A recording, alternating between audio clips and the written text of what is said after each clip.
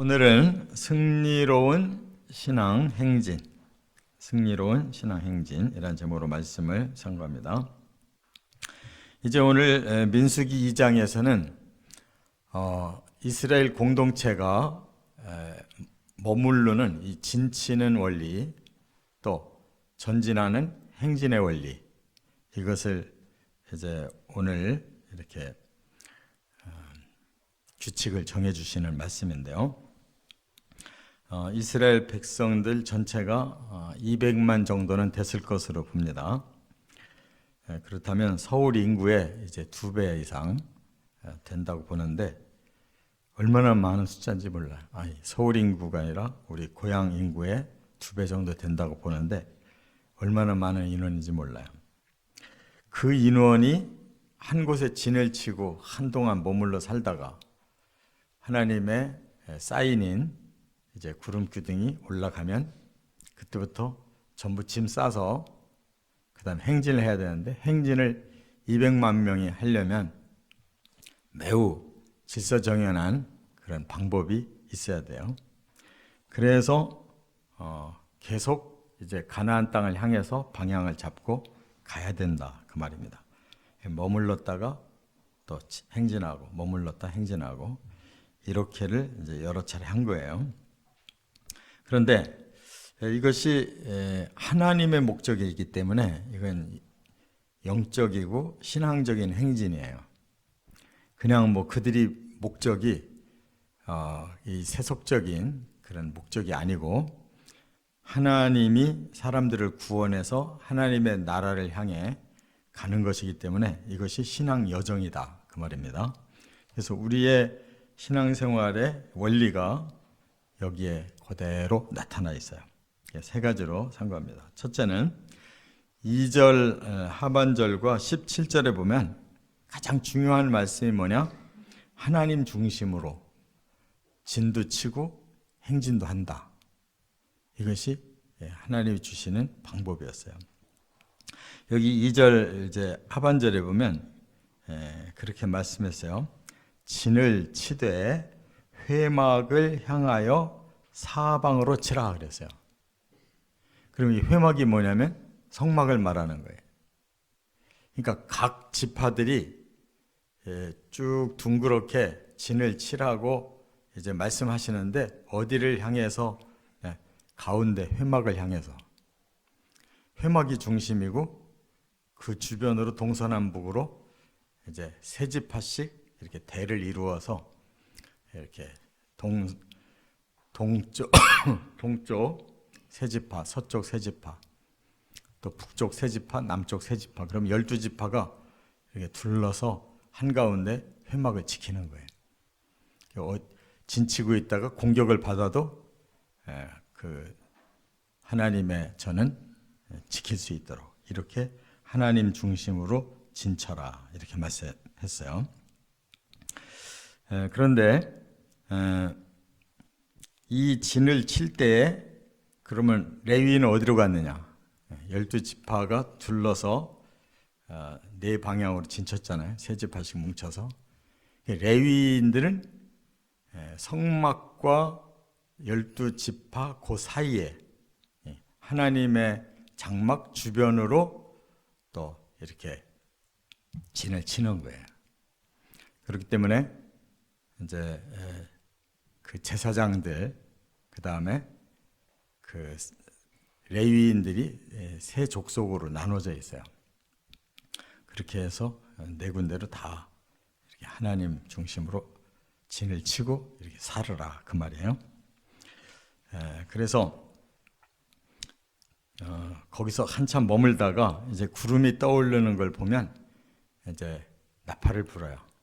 그러면 그때부터 다 짐을 싸는 겁니다. 그리고 17절에 보면 이렇게 말씀했어요. 회막이 레위인의 진영과 함께 모든 진영의 중앙에 있어 행진하되 그들의 진친 순서대로 각 사람은 자기의 위치에서 자기들의 길을 따라 앞으로 행진할지니라. 그러니까 레위인들은 성막 중심으로 이렇게 진을 치고 있다가 이제 출발하면 그대로 성막을 지켜야 돼요. 그런데 순서를 따라서 그랬어요. 이 말은 이제 나머지 12지파가 길게 늘어서는 겁니다. 그때에도 한 중간에 바로 레위 지파들이 가게 된다, 그 말이에요. 왜? 하나님을 지키기 위해서.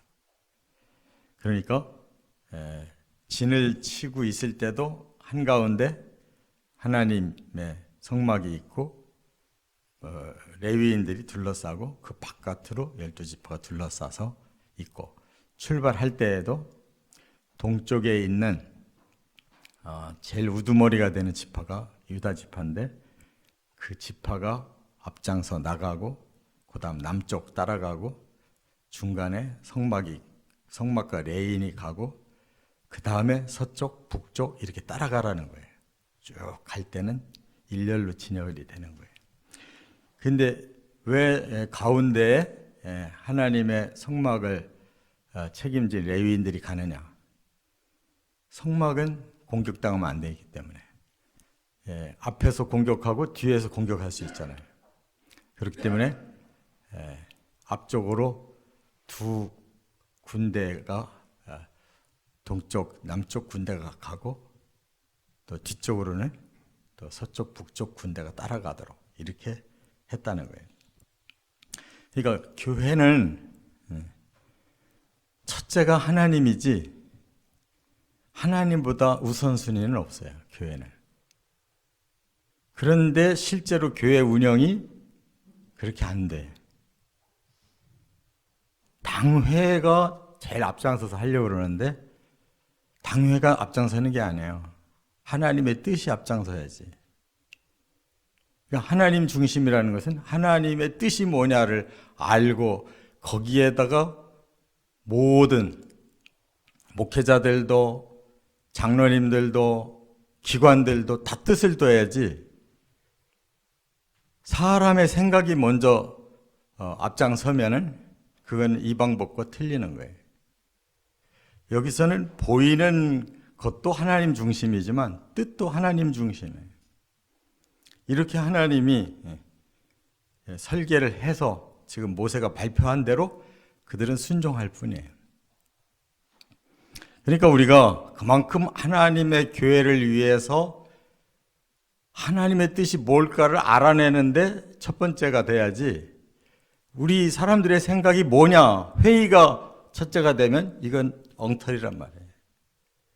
세상 일 실컷 하다 갑자기 와서 회의석 석상에 앉아서 어떻게 하면 좋을까요? 네, 이렇게 하면 좋겠습니다. 그게 하나님 뜻이냐고. 평소에 하나님의 말씀에 기준돼서 생각하고 살고 평소에 하나님 앞에 기도해서 성령의 감동을 받고 깨달아야지.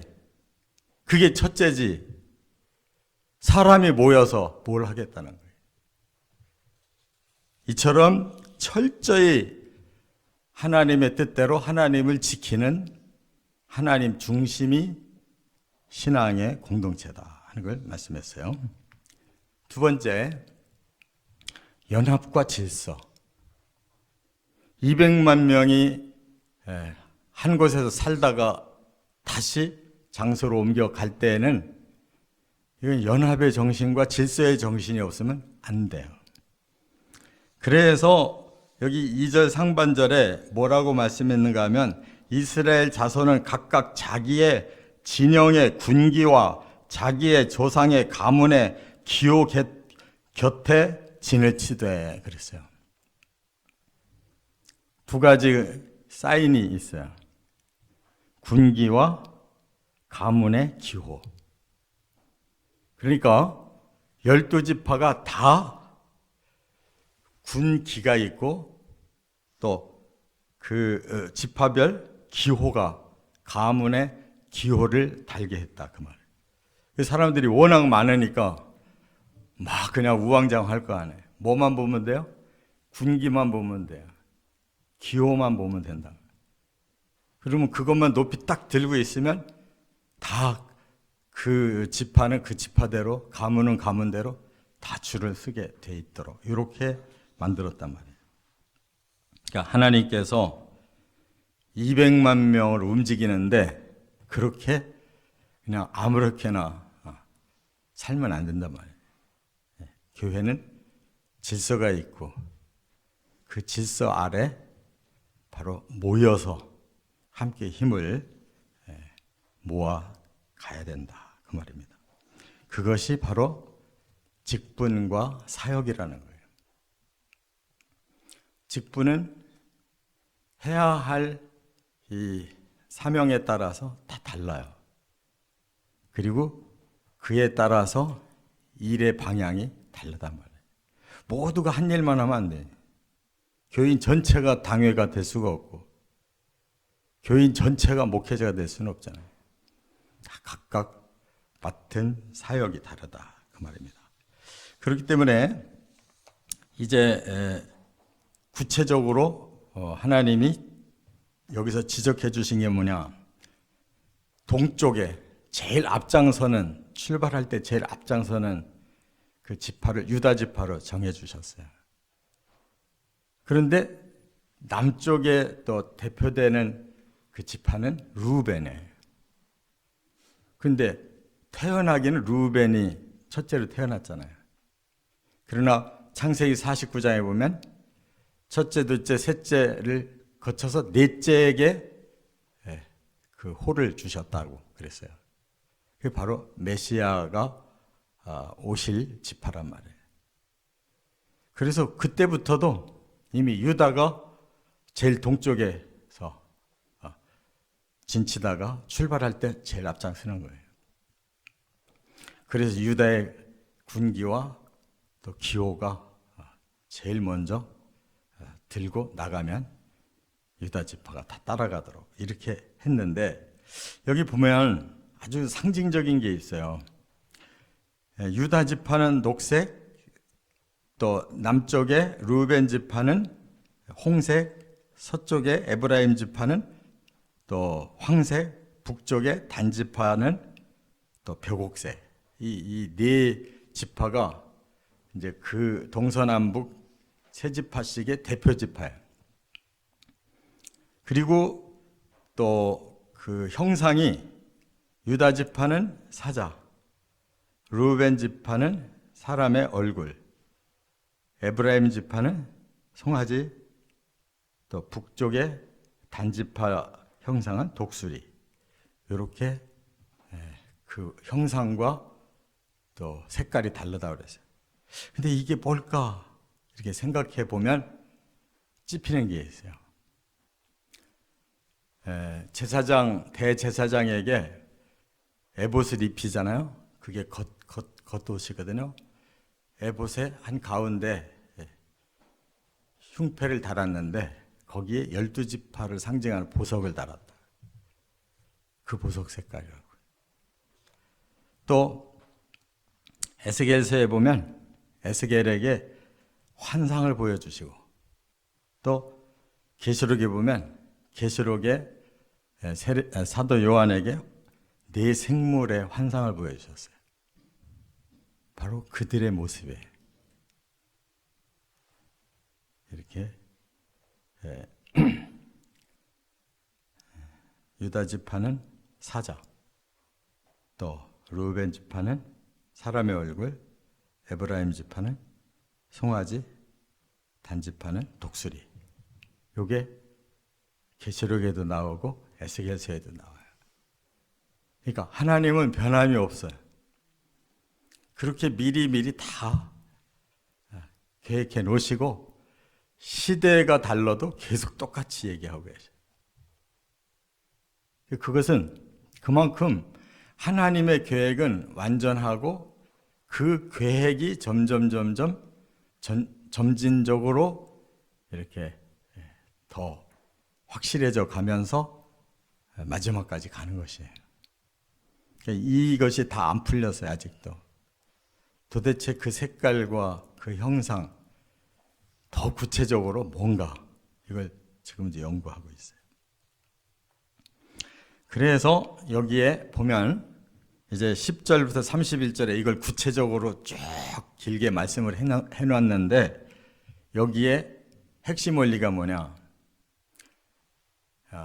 육적 장자권과 영적 장자권을 섞어 놓으셨어요. 그 말은 뭐냐? 동쪽에 제일 앞장선 그 유다 지파가 영적 장자권을 가졌는데, 또 반대로 하나님이 육적인 축복을 주셔서 이 루벤은 떨어졌고, 이 육적 장자권을 받은 자가 누구냐? 요셉이에요. 그래서 동쪽은 유다 지파, 서쪽은 요셉의 자손 에브라임 지파가 이렇게 영적 장자권, 육적 장자권의 대표자예요. 그리고 이제 남쪽의 루벤, 북쪽의 단 지파가 바로 육적인 순서대로 이렇게 가게 된다는 거예요. 그들은 대표권이 아니라 그냥 육적으로 생산된 그 순서대로 나머지들이 가게 됐다, 그 말이에요. 그래서 하나님께서 항상 서열을 생각할 때 영적 서열을 먼저 생각한다는 거예요. 그래서 후에 이스라엘이 결국 유다 지파에서 왕권이 이어지잖아요.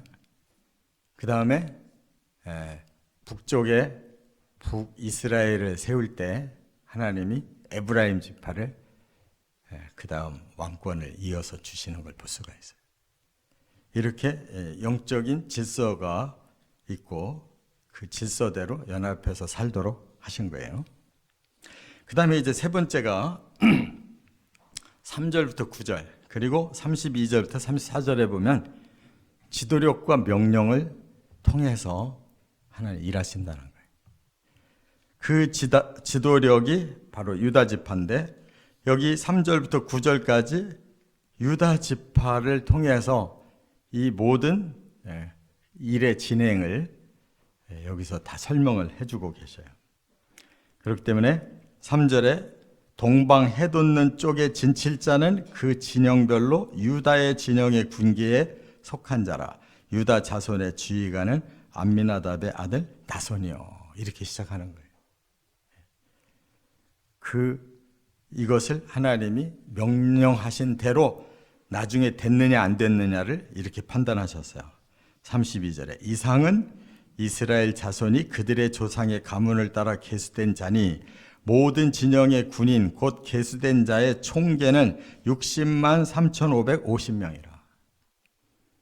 그래서 군대로만 지금 하나님이 계수를 하시고 이제 여자들이나 또 어린이 이런 거기는 뺐잖아요.